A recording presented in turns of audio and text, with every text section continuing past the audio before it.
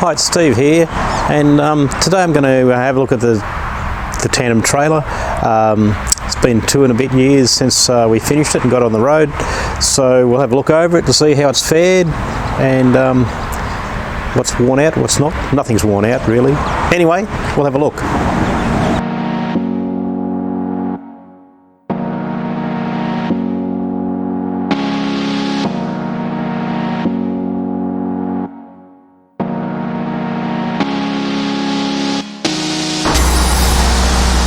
So here we are, and it's looking. I've just drug it out. I just have it in storage. It's actually not under cover, which would be nice if it was under cover, but it's not. So checking the battery enclosure. So there it all is. A bit dirtier than what you would have last seen it. It does get water into it. I've got in here, that's actually just spare wheel nuts in there that I carry, but nothing, it's not a real problem getting the water into it. Everything is working really well, the winch is still working really well. Switching, wiring, the brake setup. One thing, I did have some people comment about does it hold water, and I have drilled these holes. I may not have had them drilled when I first put the trailer together, and there's a bolt stuck in the hole. Anyway, but they're in there now, so it actually does not hold any water. So coming down the back, looking pretty dirty. I'm going to give it a wash in a minute, so I'll have that done. And haven't had a flat tire or anything, so that's really awesome.